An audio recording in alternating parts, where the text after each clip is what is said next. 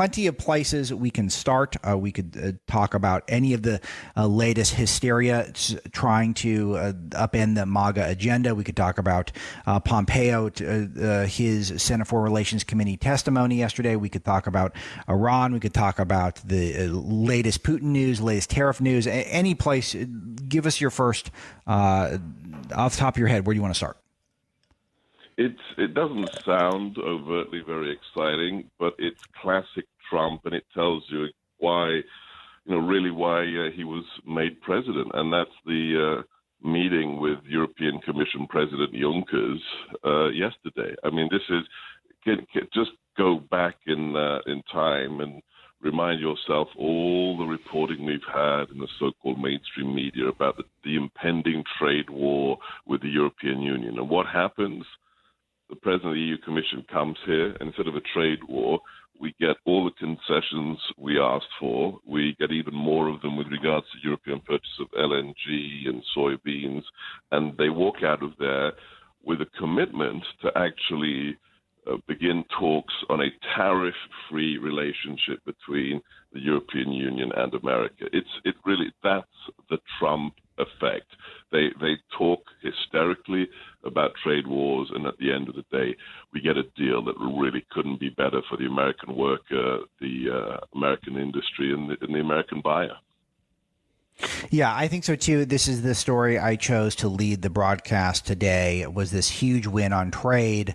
And then, of course, what's going to usurp that news cycle is this CNN reporter barking at the president, and then all sides of the media defending her for doing that, and attacking the White House for not letting her do her pool reports later on in the day because, well, they're the opposition party.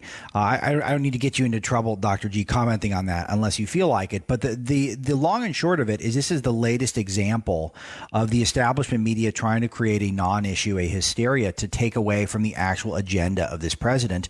And again, another example of the president executing his agenda without the help of Congress, without the help of the media. He's getting this trade deal done. No one saw this coming. Literally no one saw this coming, that he was going to be able to execute this deal with the EU. This could potentially bode well for deals with Mexico, for deals with China. It is a deal without tariffs, so people who think that Trump is obsessed with tariffs, it is a negotiating tactic. This all follows a brilliant playbook that the president is following here on our trade policies, and it deserves some attention. Look, I don't know if many of our adversaries or competitors listen to your show. If they're wise, I would hope they do.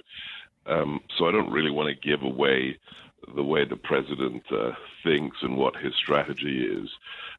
But I think you just did. None of this, none of anything he does, whether it's China, whether it's Canada, whether it's the EU, whoever it is, whether it's Mexico, none of it is about a trade war. It is about a negotiating position, and it's about changing the terms of the global economic environment. And it just harkens back to one very simple argument. And the thing is, if people had any memory, especially in the media, they should understand this very easily, because the president has been saying the same things about trade and about these countries for about 30 years.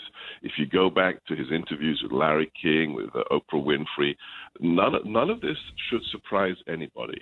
And what he's doing is he's rattling the cage.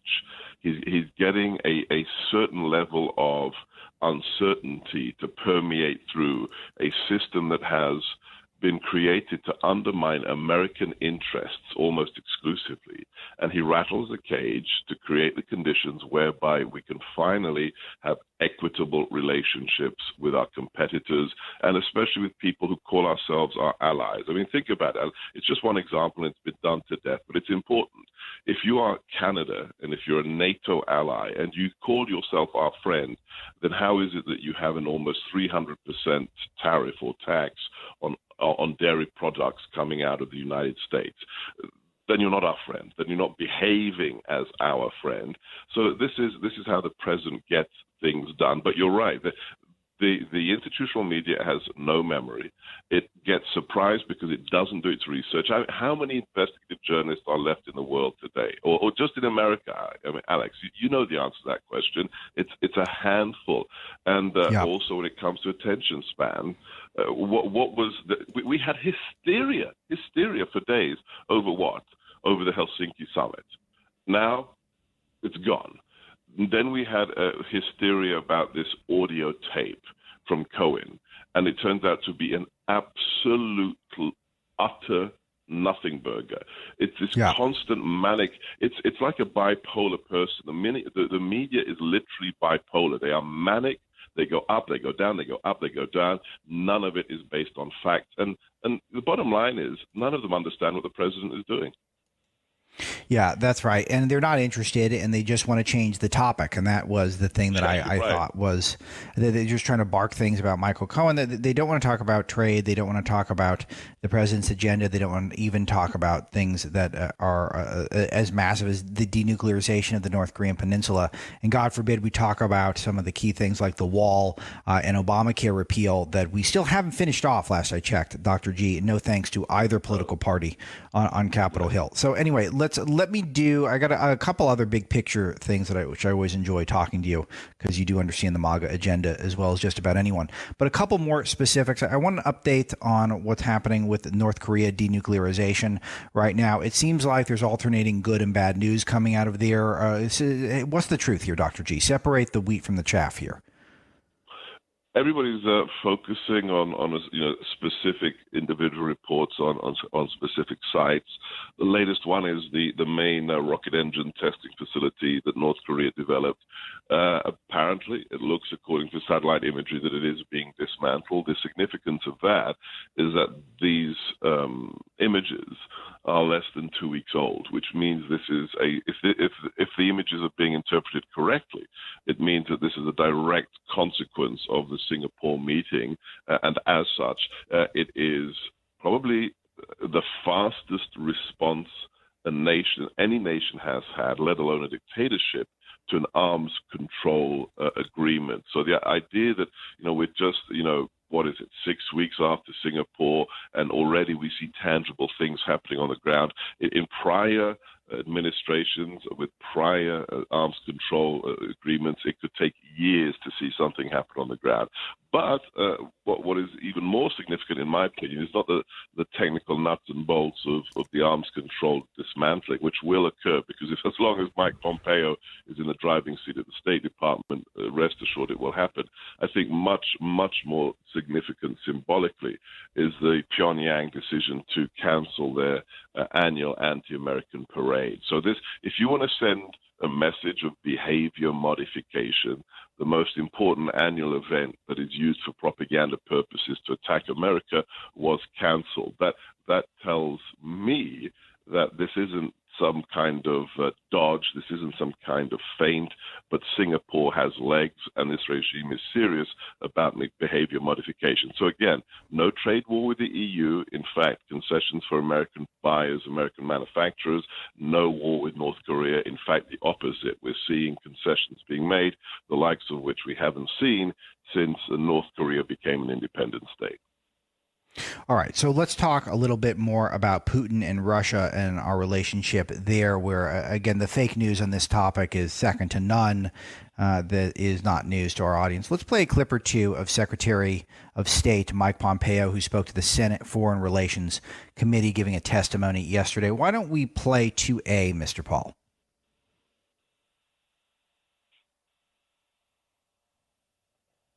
Mr. Paul, can you hear me there? Can we play 2A? Okay. On the subject of Russia, I want to bring something to your attention right off the bat today. Today, the Trump administration is releasing what we're calling the Crimea Declaration. I won't read the whole thing. I will submit it for the record. It's been publicly released as well. But one part reads as follows, quote, "The United States calls on Russia to respect the principles to which it has long claimed to adhere and to end its occupation of Crimea," end of quote. I want to assure this committee that the United States does not and will not recognize the Kremlin's purported annexation of Crimea. We stand together with allies, partners, and the international community in our commitment to Ukraine and its territorial integrity. There will be no relief of Crimea-related sanctions until Russia returns control of the Crimean Peninsula to Ukraine. This is typically tough talk from the Trump administration to Russia, which is not a rarity if you pay close attention. Let's play 2C, and then we'll get Dr. Gorka's thoughts. This is, again, Secretary of State Mike Pompeo.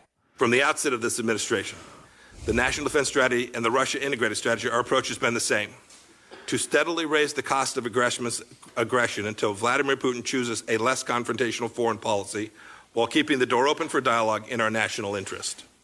Between our two nations, the United States and Russia possess over 90% of the world's nuclear weapons. President Trump believes that two great nuclear powers should not have a contentious relationship. This is not just in our interest, but in the interest of the whole world.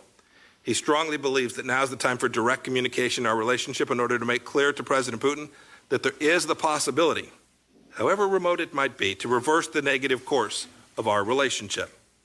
Otherwise, the administration will continue imposing tough actions against Russia in response to its malign activities.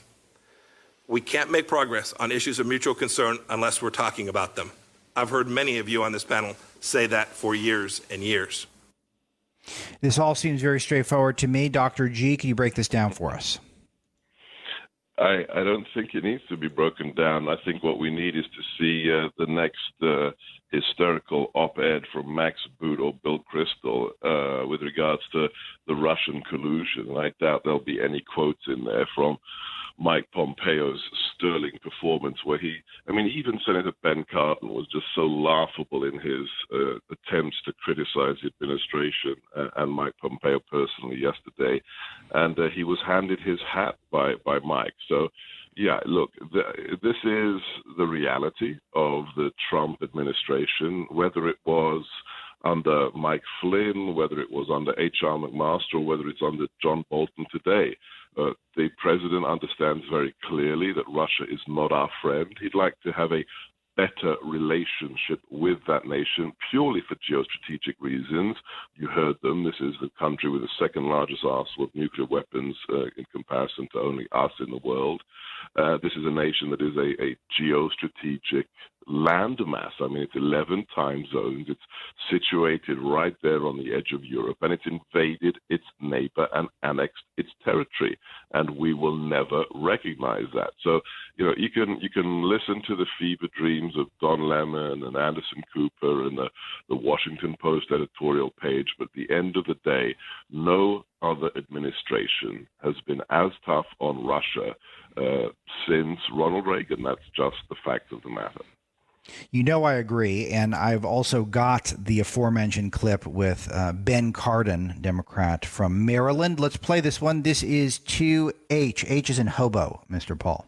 It's my understanding that the president is going to invite Mr. Putin to the United States to follow up on the understandings reached in Helsinki. Can you just briefly tell me what those understandings or agreements reached in Helsinki at the meeting? Sure. I can certainly share with you the things that we've been tasked to follow up on by President Trump following that meeting. There's a handful. So there is an agreement to establish some business-to-business leadership exchanges that historically had been undertaken but had fallen away. These would be business leaders that would participate in this. I understand that this went on for years and years and was ceased a handful of years ago. If we could do it briefly. I understand you want to give a complete thing, and I appreciate that. It's what you asked for. I understand it. Business to business. Next issue? The president is asked us to look at reestablishing a counterterrorism council that was held at the level of the Deputy Secretary of State for many years, but had also ceased to happen. I think at this point, that makes sense. Counterterrorism cooperation. Counterterrorism. We are working to see in Syria what are the possibilities that can be achieved so that the now between 6 and 7 million externally displaced persons have the opportunity to return. We made clear this should happen through the political process in Geneva, but we are working to see if we can't get Russia to be more cooperative in terms of driving towards a political resolution there that would take down the violence levels and create some opportunity to begin a political resolution of the process in Syria. Yeah, it's a pretty comprehensive list of things that are on the priority list for the Secretary of State, and he does a good job of communicating in language that I think is pretty accessible. Dr. G, any thoughts? Well, you just have to listen to Cardin. He just wasn't ready for that answer. Again, it was just an attempt to attack the administration. And when Mike Pompeo actually starts going through the list, you can hear the frustration. This is a senator who just wanted to use some hackneyed talking points to attack the White House, the president, the idea that we need to talk about counterterrorism with Russia. We need to have some kind of final resolution for the bloodshed happening in Syria. And then he doesn't want to actually, I mean, it's so telling. That clip is so telling. This laughing stock of a senator asks a question to which he does not actually want to hear the answer because he wasn't prepared for the actual factual content that the Secretary of State was providing him, which would be counter to his talking points. It's everything you need to know about the swamp in, what was that, 30 seconds? Yeah, that's exactly right. And Dr. G, I want to switch gears quickly because you've been generous with your time. I have time for, I think we have time together for one more topic. And I want to talk about Iran, but I want to go big picture. There was a lot of headlines flying back and forth.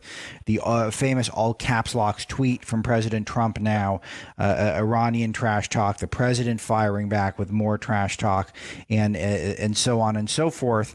But one thing here is that Iran is a funder of terrorist regimes all over the globe, and they're one of the chief proliferators, really, of evil, to break it down to its most essence, to its essence. But specifically, places like Hamas, and we saw a shift in the administration policy that has claim that we are going to be getting Middle East peace sometime soon. They've acknowledged, well, it's not probably going to happen anytime soon because Hamas won't recognize Israel's right to exist. And I admire the administration for having clarity here that there is not a moral equivalence between Israel and Hamas, but we're not fully taking on the problem of Iran. But you get the impression the president cares about the issue, is attuned to the issue. So where are we here? Tell us about what we should be looking for in this news cycle. Well, first things first, the conservatives that are beating the drum that he's going down some kind of neocon avenue and we're going to see, Iraq Mark III, you need to get your facts right. These individuals who state even on national television that no Iranian has ever harmed us or executed a terrorist attack in the United States and they're Shia misses the actual details of the issue. Yes, it's a Shia regime, but guess what? They actually support Sunni terrorists as well. And you mentioned one of the groups. You mentioned Hamas. So the idea that this is a nation that is irrelevant to us is absolutely wrong. This is a nation that actually helped support the killing of U.S. servicemen in the Middle East. So first things first, it's about what Iran really is. But secondly, understand the president is not a neoconservative. He's not an interventionist, and we're never going to have a Iraq-like scenario with regards to Iran. But at the end of the day, he understands a very important lesson, and it's a quote from a survivor of the Holocaust who was asked after seeing his whole family killed in the labor camps and the death camps, was asked a very facile question by a typical lazy journalist. He was asked, so what is your take-home? What's your lesson learned from the horrors of the Holocaust? And this 82, 83-year-old survivor said, oh, that's very easy. When a group of people repeatedly call for your destruction, sooner or later, you need to take them seriously. And that's what the president is doing. He's had enough of Iran being a destabilizing force, not only in the region, but in the world, from North America to Latin America. And this is a bad actor, and they need to be put back in their box. It's not about external regime change. It's, again, about behavior modification. And that's what Donald Trump believes.